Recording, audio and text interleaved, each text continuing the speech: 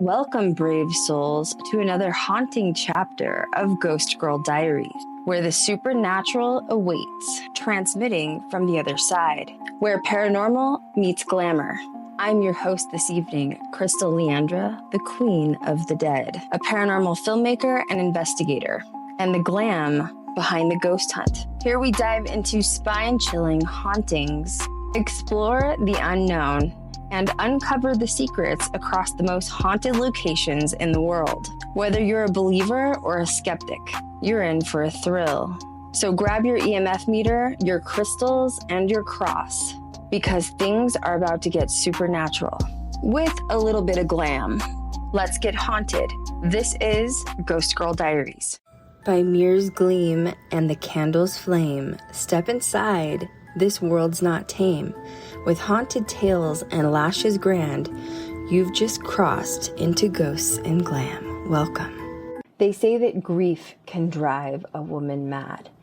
But what if madness is the language of the spirits? Hey guys, what's up? Welcome to Ghosts and Glam. It is a sister podcast of Ghost Girl Diaries. I'm here today because I had some amazing real life dreams of Sarah Winchester, which is odd because I've never really done a lot of research on her. And the dreams were her coming to me saying she wanted to teach me to scry and teach me automatic handwriting. Now I'm going to be honest with you and upfront.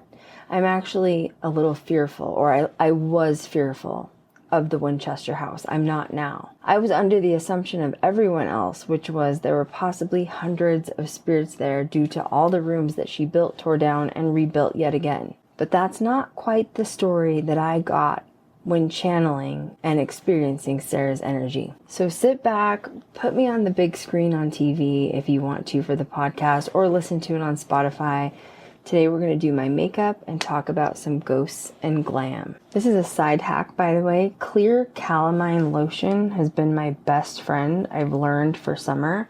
You add it to a cotton pad. You literally just put it all over your face. If you have oily skin or you live in a hot environment, and I'm not kidding, let it dry down before you put your foundation on, and you will not sweat your foundation off for the rest of the day. It lasts like 8 or 9 hours, not even kidding. You do have to use that as your base or your primer. Oily skin girlies, thank me later. Now I want to jump right into this. We're talking about Sarah Lockwood Pardee was her actual maiden name. She was born in 1839 in New Haven, Connecticut. How in the world did she end up in California? Now, of course, she was known as the widow and heiress of the Winchester fortune. I mean, it was a massive fortune back in the day. William Wirt Winchester was his name. His father actually owned a really well-known t-shirt fashion company, oddly, and he inherited that money and didn't really know what to do with his life. So his decision was, well, if the Civil War is going on, I believe there was a lumber shortage at the time due to the Civil War. He wanted to start like a construction business. But since there was a lumber shortage, he ended up switching to guns, basically providing rifles for the military. Lo and behold, I mean, he became one of the biggest gun makers in that era. And when he sadly passed away, the fortune was Sarah's, which is crazy to think back in the day. You know, I think people too always wonder, why didn't she remarry? Ooh, look at the candle. There's no air on and the vent is over here. I think she's here. Now, I've done a scrying session and an automatic writing session with Sarah. I actually filmed it last week. And she loves candle magic. And that candle is, I can't even reach it. I mean, it's another arm length away on top of one, so. Sarah, if you're here, can you really glow that candle? Okay, if you're here, stop flickering the candle. Can you stop? Oh my God. That is, it's so amazing. I'm so happy that you're here, Sarah. Okay, if you're here, make it flash again so that we can confirm that it's you. Make it really flick. She is amazing. She is amazing. And I hope that I channel her story correctly, because I really think she's wanting to get this out. I wouldn't even be shocked if I start channeling during this session. Okay, so let's talk about her a little bit. I have the chills all over. It's just so amazing. Sarah, I'm here. Feel free to communicate in any way. If you want to make noises when we're in here, I think the audience would really, really love that. Okay, let's just keep going. This is so cool. So amazing. Now, it's crazy. I want to step back just a minute, okay, before we keep going, because, you know, once again, being honest, I was not the biggest Winchester fan. And the honest to God, and I know that sounds crazy, the honest to God truth behind that is the media has made me afraid of it. That's just the truth. I heard things about, you know, the horror movies. There's been literal horror movies made about this woman, you know, like they depict her as this creepy gothic girl. Hey, maybe I'm a lot more like Sarah than we want to admit, okay? She's this creepy gothic girl that sits in her house and channels spirits and talks to the dead at night. Once again, maybe I have more in common with Sarah than I want to admit. But, you know, when it's turned into a horror film, it doesn't look like something you want to, for me, I want to face. You know what I mean? Like, I don't like scary movies. I know that sounds crazy, but I don't. I love Goosebumps. I love Tales from the Crypt. I love Elvira. You guys know that. Horror movies, I'm not a fan. I mean, like, I like Michael Myers. But if you're talking about, like... Oh, I can hear her talking. I can hear her. She's on this side. She's on this side of me. Hi, Sarah. I'm not sure what you said. Now, I have a microphone near my neck, okay? But I just want you to know that if you get close to me and say something, it's probably going to make me jump. So you're more than welcome to do that, but don't get scared if I jump because I'm still learning my abilities, okay? I hear a lot of motion going on over here. I think she's very excited to be here. Anyway, I'm not a horror fangirly. That's just the truth. Like, really scary, even paranormal shows, like Blair Witch, I admire so much because they made so much money. It cost like $12,000 for them to make, and they made millions off of it, right? Same with Paranormal Activity. Scares the ever-loving shit out of me, okay? So I was really shocked when I woke up the next day, you know, realizing that I had a visitation from Sarah Winchester because... Remember, I'm a dream walker with my psychic medium abilities, right? I can access the dream realms very easily. It's probably my strongest ability, okay, is going to sleep and waking up on the other side. And I'm going to be real. I never once thought about or considered, oops, I think she just touched my back and it made me jump a little bit. I felt very gentle, like I support you, I'm here. Maybe she's about to speak. Maybe that was a warning. Go ahead, Sarah.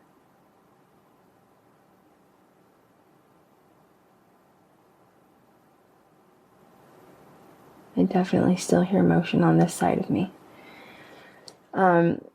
When she came to me the next day, I was just so shocked because it wasn't, you know, I feel like sometimes when you call in spirits, that's one thing. You call them forward. It's a whole nother when they just show up knocking at your door. I was in the dream. And I remember seeing her, and she was talking to me about scrying. And, you know, I said, I don't know how to scry. I don't know how to do automatic writing. And she said, it's like a bite. Do you hear that? That sounded like gunshots. We're talking about Sarah Winchester. I'm sorry, I'm stuttering. Okay, I live in a very safe neighborhood. I have never in my life heard gunshots.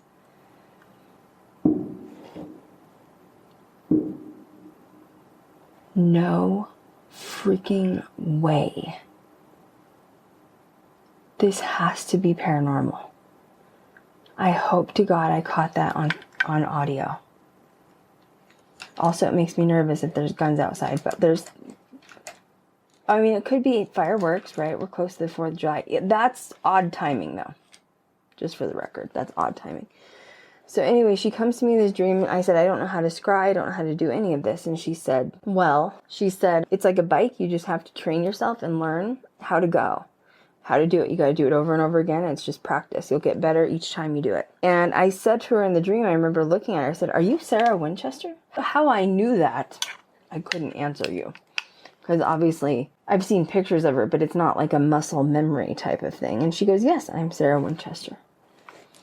So there's been no fireworks, guys. I'm not kidding you, okay? Like, fireworks are legal here, but there's been none. Why right now at 11 o'clock at night, when I'm talking about Sarah Winchester, does it sound like guns in the distance? I'm sorry, there are no coincidences. Thank you, Sarah. You are magic.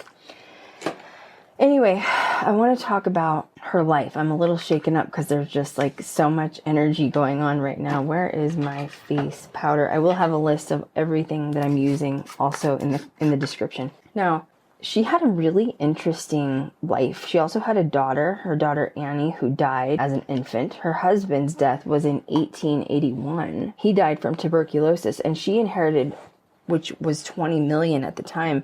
It would have equaled about 600 million this day. Did you hear what I just said? If she were alive today and it were that money, she would have inherited $600 million. She was I can hear her whispering. She was an extreme aristocrat. I mean, no wonder she was able to build, the Winchester house the way it looks, was with all of her money. She had an endless supply of money. Now, oh man, I'm really just shocked that this is all happening right now. By the time she was 42, Sarah had lost her baby, which is really sad. And her husband, died after the baby, and she ended up all alone. And, she'd moved, I think she'd had rheumatoid arthritis. Her family ran in her family.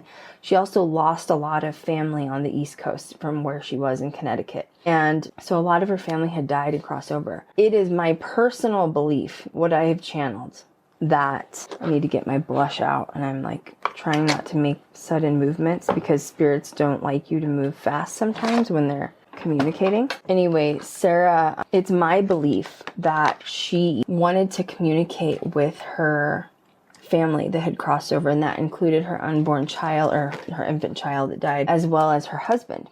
So I truly believe that was what started her expressing herself in the occult.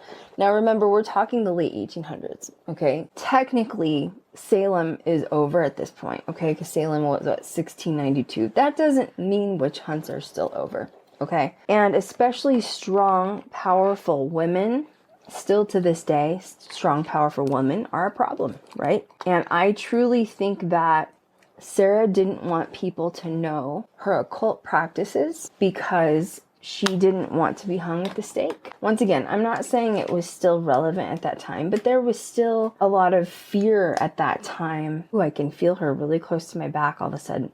There was still a lot of fear at that time going on, revolving religious trauma. Like if you weren't a part of the church or an active part of the church, you were sort of looked down upon. So I think she started her spiritual practices to connect with her loved ones on the other side, but it kind of became a bigger thing. Now the theory, or what has been said, is Sarah at some point went and saw and met a psychic, possibly a local psychic. Obviously, she lived a little bit further south of San Francisco. And apparently, allegedly, it was said that this psychic told her that she had abilities and she could communicate with spirit on the other side. And, that Sarah had shared her experiences with, some of the spirits. Once again, I think she kept her mouth shut regarding her family. I don't think people really knew intuitive and in tune she was. At the time, she would have been labeled a witch. I mean, anyone in today's day and age that communicates with spirits or even does paranormal, you're a witch, technically, by the 1692 standard, right? So she kept her mouth shut. This psychic apparently told her that, yes, you have an ability to connect with the other side. However, if you are communicating with these spirits, you need to do construction on your house.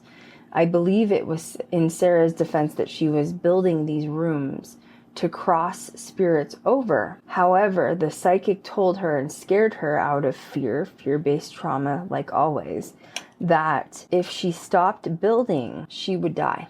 So that was why Sarah built her house, literally 24/7, 360 days a year. Days a year. Yes, I said that right. Sorry. On several occasions, I was channeling the name Daisy, and until I did research, I didn't realize who that was, and it was Sarah's niece that lived with her. All right, sorry. I'm starting to channel, so I can feel it. I get a little bit confused. When I start to channel, I can feel myself go into the passenger seat, if that makes sense. And then I start getting confused, and I start saying strange things. So if something comes out while I'm doing this podcast that doesn't sound like me, it probably isn't, because oftentimes I don't remember what I say until it's over. Okay, Sarah, okay, you just stopped the candle. I want to know, are you trying to channel through me? If you are, can you make it flash? Are you trying to communicate through me? Yes. Okay, I thought so. I'm going to allow you to do so, but, just remember I'm doing a podcast, so keep it clean and try to, say things that will allow the viewers to understand your story. Okay? All right. Now I want to go back to, the historical context. So the gun was the gun that won the West. It was popularized in 1873. It was the rifle. Okay. Unfortunately, if we're going to get really specific here, millions of deaths worldwide were associated with Winchester firearms. Now, some people said, the townspeople labeled Sarah as crazy, right? I'm trying to decide which way we should go with the makeup next. I have my base on. I think we need to go in with eyeshadow next. I'm gonna give another spritz just to make sure my makeup lasts. I think I'm gonna add a P. Louise eyeshadow base. And you know what else? I just got the new Jolie collection in. By the way, it is stunning. It's almost like a cyber goth sort of collection. Did you hear the gun again? I don't know. If that were fireworks, would it be that disproportionate where they're like, that's been a while since the other one. Do you know what I'm saying? I don't know. And if it were fireworks, wouldn't it be more than one? I'm just saying there are no coincidences, that's all. Anyway, I got the new collection from Jolie Beauty. This is the Smoke Show palette. It is stunning in low light. She did a mini palette collection, and it's a very goth grunge alternative. Look at those shimmers. I want to go all out using this today. I haven't even used these yet. I love Jolie. I know her in real life. She's a beautiful human. I'm a huge supporter. I'm very much a makeup snob, so when I say I love a product line, that's quite rare. And I mean, everything Jolie puts out is phenomenal. So anyway, let's get back to Sarah Winchester. I do feel like there was parts of her that had felt a little bit of responsibility towards the deaths that happened at the pretty sure I just heard her full-on voice, but it's hard because sometimes when my abilities kick in, they sound so real. I don't know if it's my psychic abilities or if I'm hearing it audibly. Sometimes it's hard for me to determine. Do I need to just sit and be quiet for just a moment? Sarah, were you trying to say something? Would you like to say something?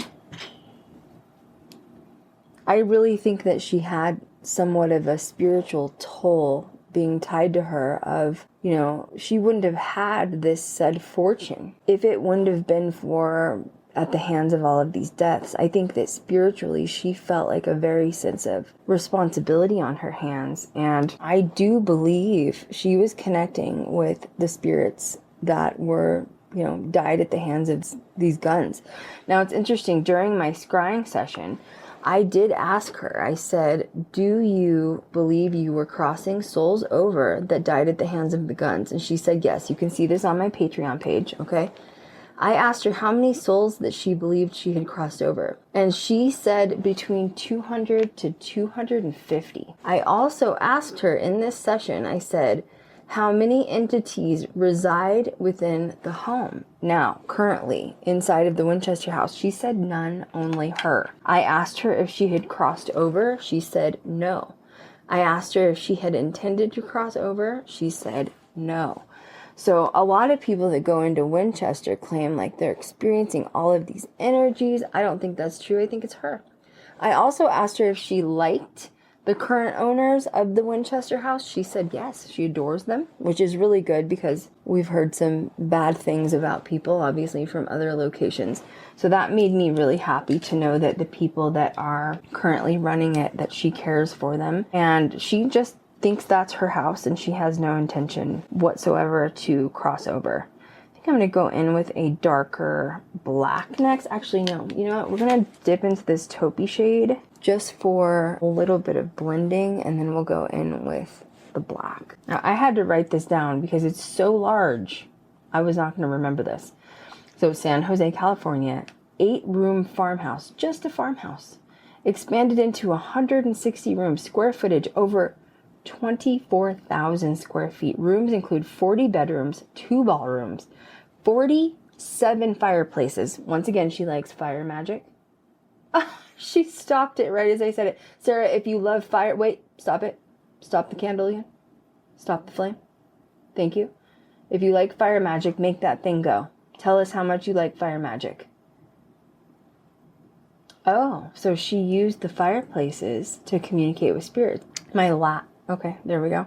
Even in my last session with her for Patreon, she had said she preferred candle magic, and I thought that was really interesting. So a lot of people thought she was just automatic writing. No, I think it was much more than that. I think that this girl is, I mean, look, in her day and age, if they called her a witch, it would have been probably an abusive term just because of society. Nowadays, to be a strong, powerful woman who's connected to source and you're doing good, like crossing energies over, that's not a bad thing, right? That's a beautiful thing. You know, don't get me started on the witch trials, because you guys know I will rant in saying that I really think that it was a way for society and religion to take power away from women. So don't get me started on it. You know how Kat and I both feel about it.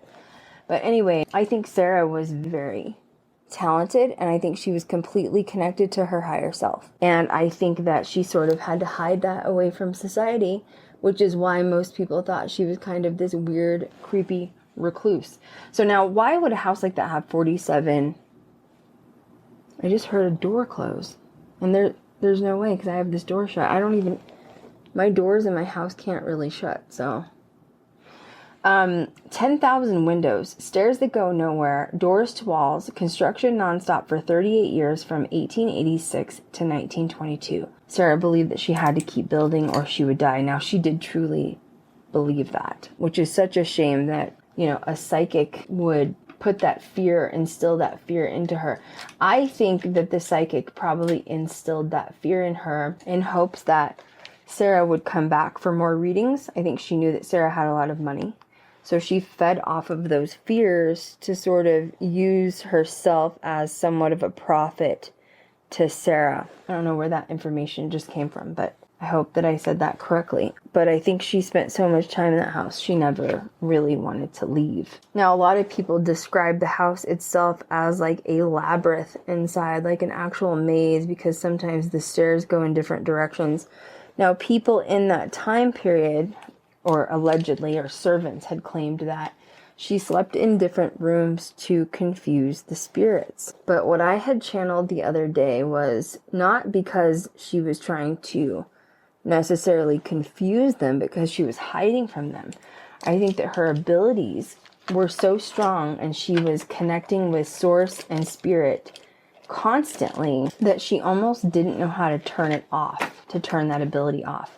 So I believe Sarah was sleeping in different rooms at night so the spirits wouldn't find her and they wouldn't bother her and wake her from her sleep, because a witch needs her sleep too. You know what I'm saying? Some people called it a dollhouse for the dead, a gothic séance in wood and glass. Sounds like a dream, an absolute dream. I just have to swatch a couple of these.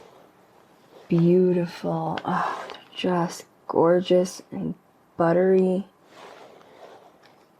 This one's like a full-on glitter.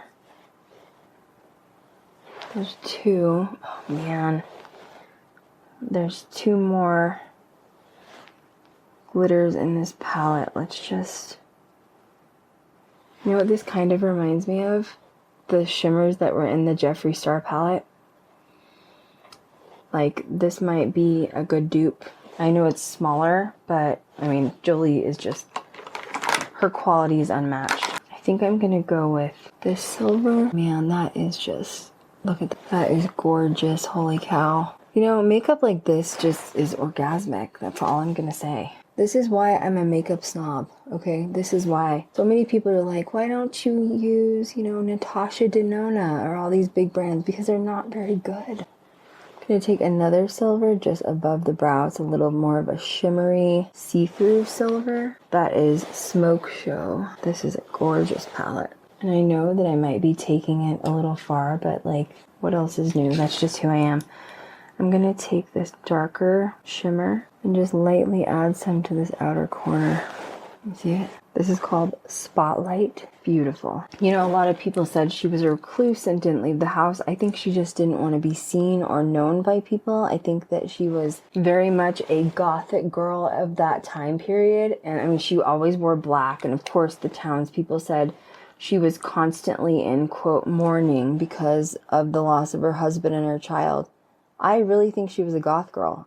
I think she loved lace. I read somewhere that her horse and buggy or horse and carriage was also black. And honestly, when you have adapted to this lifestyle of the other side in mediumship, first of all, black is known as very much a protective color of spirits. But also, it's just sort of part of the gothic lifestyle mixed with seance work. I mean, she had a seance room in that place, and that was where she conducted all of these communication sessions. Her reason for staying wasn't madness. It was just a lot of unfinished business that I think she believed she needed to do. I think she felt a sense of responsibility for the souls that needed help crossing over at the hands of the guns, and she was living this beautiful, lavish lifestyle, and I believe that was her way of paying back the price of her empire. It's a weird thing for me to say. I think that was channeled. Now, unfortunately, she was a part of a time where, you know, society, you know, religious fear, religious trauma sort of dismissed a brilliant grieving mystic as insane or just constantly grieving. And I just cannot get behind that with her energy. I don't believe that at all. I think she was very intelligent. I think she knew exactly what she was doing. And I think she also knew that she would be condemned for it if she didn't keep private and keep quiet. And I think that some of the construction workers probably saw what she was doing, like her seance rooms, and it was alleged that she would walk out of her seance rooms with, you know, plans for the next room or the next area. But, you know, to a normal person, think about it in our day and age now, you know, like those of us that are into dark, spooky stuff. Think of it, comparing it to Wednesday from Netflix. The normies don't understand us. And it was the same then. There just wasn't a title for it. Why would someone like us want to dress in black and communicate with spirits? Like, why would it be exciting to a normie to go into a graveyard and try to connect with the dead? That seems scary to a normie. Imagine being surrounded by 99% of them. We have the internet. Now we're lucky to connect with each other. But back then, poor Sarah was just completely isolated, right? God, that palette is just beautiful. I feel like I need to go a little bit more grayish. Normally I don't do that, so that must be just a little bit of a channel from Sarah. So I'm going to use Stone Fox. It's like a blue-gray lip liner. She's trying to be quiet in here moving, my guide just said, because she knows what it's like to be scared, poor thing. That's very sweet of you. This is a color by Jolie. It's Till Death. It's almost like a purpley grayish. It's very weird. I love this color. For Sarah, let's make it weird tonight. And then to finish the face, I'm going to go in with one size setting spray just to make sure that she doesn't budge for the day. I'd like to compare, you guys know I love Persephone. Let's compare Sarah's grief to the isolation of Hecate. Hecate's also deemed for being, you know, a creepy, scary witch who lives in the woods of the underworld. I commune with her constantly in my dreams. She's not. She actually is very loving. She's like an aunt to me. She's a beautiful soul, a beautiful spirit. A lot of people are like, oh, if you're going to summon Hecate in the spirit realm and the witches, she's dangerous, she's scary. She's very powerful, but she's not scary. I suppose she could be, any of us could be if you cross us. Similar to Persephone, right? Or the crone archetype of Persephone had to walk through the death and the dark night of soul, through, the underworld, and then she reemerges as this dark queen, and she's scary, in mythology. She went in so innocent, and then she went through trauma, and look what happened. Now she's this, it's the same Sarah went through the same thing. It's just unfortunately it's unfortunately just what society and religious trauma in particular invokes on us as humans. So some claim that she was mentally unstable. Others called her a genius, spiritualist, and a mystic, and that's exactly what I would call her. Paranormal actually encounters that happen are cold spots, disembodied voices, footsteps, apparitions in the seance room. I would die to go in there. I do believe there are portals in her house, and I believe that she somehow maintains to keep them sealed or barricaded off. So if you're getting a hot spot, and I've never been in there, so if you have, please let me know. I believe that there are hot spots because there are portals. I believe she opened portals for spirits to exit. I also believe that she used the doors to nowhere to enter higher realms, to basically escort these souls into higher realms. It's a literal portal, like the doors that go to nowhere and fall outside of the house. I think that she built those for them to basically cross over to the other side. The same thing goes for this. The stairs look scary. Oh my God, they're stairs to nowhere. No, they're not. They're spiritual stairs to a portal is what they are. Tour guides say that the house changes. The doors and dimensions are shifting energetically constantly. And I do believe it's because Sarah is still there using her power to ensure the safety of the owners. I don't know if she's going to ever intend to leave. I don't know. I think that she became one with the house and the house became one with her. There was a 1900s clipping that said, "She builds because the spirits demand it. A woman haunted not by ghosts, but by guilt."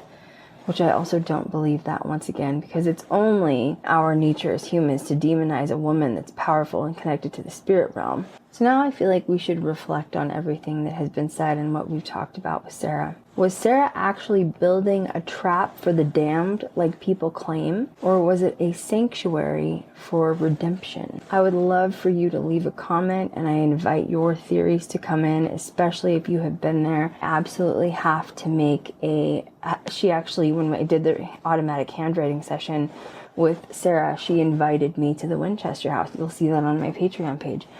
And she's going to be coming through, I assume, for the scrying sessions and for, the automatic handwriting sessions. I think she's going to be helping me quite a bit. There will be scrying sessions and automatic handwriting sessions behind the scenes on my Patreon page exclusively every week. And I think that we're going to start a series on haunted historical women, because I feel like this is very empowering and it's perfect for Ghost and Glam. I'll make sure to include my socials, my Patreon, my links below so you can find me easily. And is it possible Sarah never left? Sarah, did you actually leave, or are you still here? Can you let us know through the candle right now?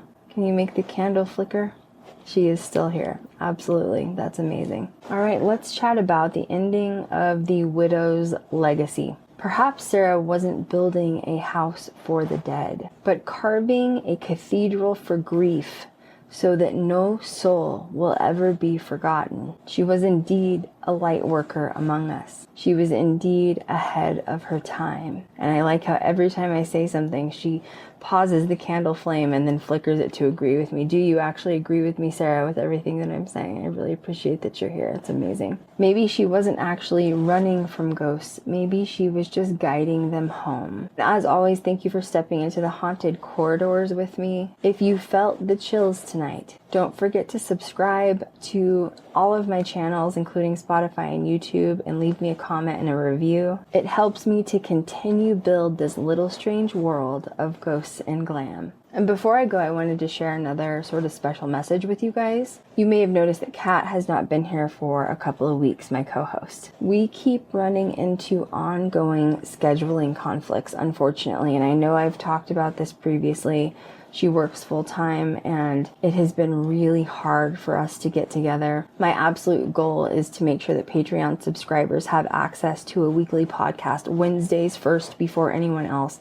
And I haven't been able to do that for the past few weeks, unfortunately, because Kat and I don't film sometimes until Wednesday or Thursday, and then it takes me a day to edit. and I haven't been able to get the podcast up until Friday. At this time, we're not entirely sure what the future holds. I would love for her to come on for maybe bonus podcasts. Maybe I'll keep those for Patreon subscribers only, sort of when she has time to, get with me on her scheduled time. Maybe we'll do every other week. I'm really trying to not overwhelm her. But just remember, Kat is always a part of this journey in spirit form, and I always hold space for whatever may come next. But at the end of the day, I have to keep going, and so does Sarah. Right, Sarah? We have to keep going, don't we? I mean, there's really just no question about it. And Sarah is my influence because she was literally channeling ghosts by herself in her seance room. What a goal. I want my own seance room. I want my own seance room like practical magic. For now, Ghost and Glam solo seance will continue because I think this is pretty cool. As long as we're inviting the good in and not the bad. Just you, me, and the spirits that linger between the portals. If you want to go deeper after today's episode and you want to watch my full scrying session, please do check it out on my Patreon page. It was about 25 minutes long, I believe. Until next time, fam. Keep your candles lit, keep your mirrors covered, and your heart open to the unexplained. And I will catch you guys on the next one. I love you. Sarah, what do you think? As the spirits now fade, the glam remains. A touch of rouge, a ghost in chains. Until next time, don't break the charm. Stay glam, stay ghosted, and safe from harm. Until next time, ghouls.